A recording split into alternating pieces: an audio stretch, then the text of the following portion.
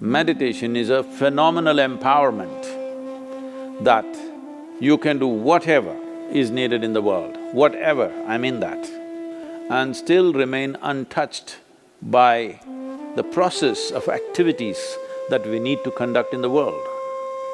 If you sit here, your body is here, your mind is there, who you are is little away. This is the end of suffering, and this is meditativeness.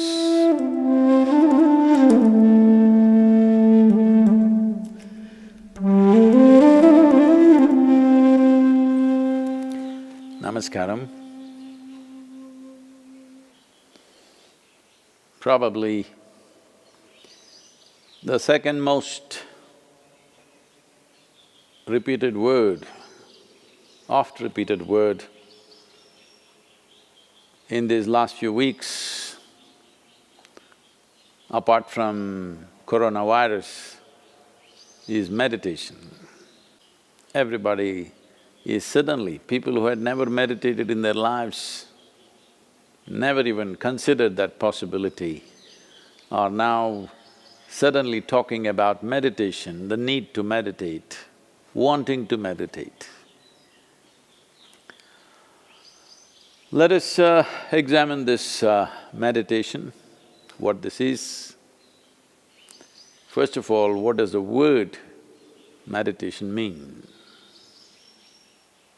The English word meditation doesn't really mean anything, in the sense, it doesn't say anything specific. If anybody sits normally with their eyes closed, it's assumed they must be meditating. One can sit with their eyes closed and do many things. You can do japa, tapa, dharana, dhyana, samadhi, shunya, samyama, or you might have just mastered the art of sleeping in vertical postures. So the word meditation in English language doesn't specify anything. Generally we assume, or generally people assume that meditation means dhyana. In Tamil Nadu it's dhyanam, if you go little north it's dhyana, if you go really up north it's dhyan. If you go further up it becomes chan, if you go little more east it becomes zen. Same thing. So, what is this dimension that we are trying to describe with this word meditation? One fundamental thing that we need to understand is, you cannot do meditation because meditation is a quality. A quality is a consequence of a certain process. You can initiate a process, you can conduct a process. You cannot conduct a quality. Quality is just a consequence. It is like you want flowers in your garden. You don't sit there and do flower meditation. You know what happened to the flower people If you want flowers in your garden, you don't have to think flowers. You have to think soil, manure, water, sunlight. If you conduct this process of these ingredients properly, flower and fruit is a consequence. But today, the world has become so goal-oriented. Because they're so goal-oriented, they are not interested in the soil,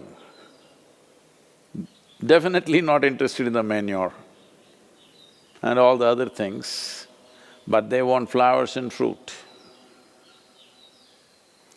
If you want flowers without soil, manure, water and sunlight, well, you will have to settle for plastic flowers.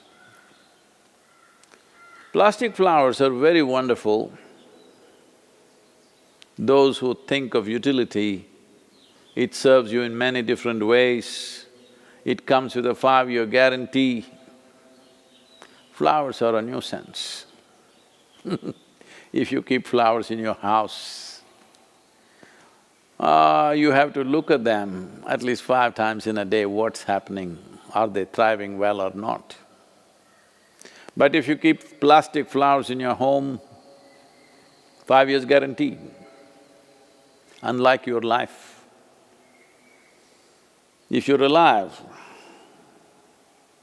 there is so much to do. You even have to dodge the virus, invisible virus. But the dead only have to be preserved. So essentially, the dimension and the process that you're referring to as meditation is very life-oriented. When I say life-oriented, today largely you're material-oriented or at the most mind-oriented, maybe emotion-oriented or physical body, which is a material again. Largely life has become like this. People's idea of life is, if someone says, "my life," you're supposed to understand they're talking about their job. They're talking about the economic condition in the country or in the world, about their car, maybe about their dog, sometimes about their husbands or wives. It could be anything. But the only thing that's truly life is what is throbbing in this. This is life. The rest are arrangements that we have made, hoping that these arrangements will allow us to enhance our life. Whether it's education, career, relationships, marriage, children, wealth, whatever. All these things one is after only in the hope that it will enhance our life. As you know, most people, instead of enhancing their life, largely get entangled with these accessories. Accessories have become larger than the life process. Well, I think in a very cruel way, the virus is bringing focus on the life. You suddenly understand your expensive home has become a prison. Your expensive car is as good as junk because you can't drive it, at least for some time. And right now, the world is in a situation where we do not know how long will it take before you're back on the road and swing around a little bit in your automobile. You do not know. So now naturally a whole lot of people are asking all over the world, how to meditate, what should I do? As I said, you cannot meditate, but you can become meditative because it's a quality. If one cultivates their body, mind, emotion and energies to a certain level of maturity, you will be naturally meditative 24 hours of the day. Meditation is not an impairment that if you're meditative, you have to close your eyes and be limited to one place. Meditation is a phenomenal empowerment that you can do whatever is needed in the world, whatever, I mean that. Whatever is needed in the given situation and still remain untouched by the process of activities that we need to conduct in the world. This empowerment or without this empowerment. In fact, a human being is crippled because if what you have to think, feel, understand and act in the world is going to rub off on you in such a big way, naturally you will hesitate to do what is needed. Naturally you will avoid doing things that need to be done. In a way, the moment you are in a state where your own activity and the activity of the world around you and the activity of your mind and your emotion, once they are impacting you every moment of your life, then in some way you will cripple yourself because naturally you would want to keep the scale of your life very limited because activity, thought, emotion, involvement with life can cause enormous amount of suffering. Once there is fear of suffering, knowingly or unknowingly, you will limit the scope and possibilities of your life. Meditation means just this, in a very simple way if we have to put it. If you sit here,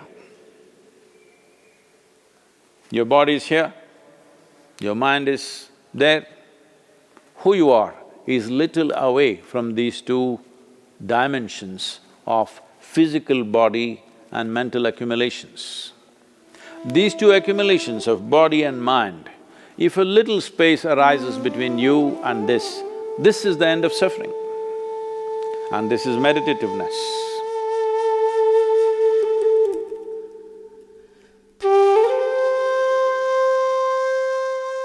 Isha Kriya is an extremely simple process but a powerful tool.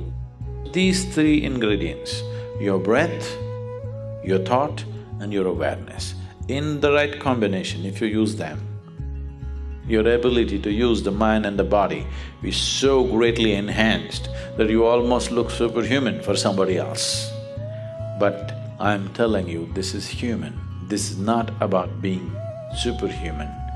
This is about realizing being human is super.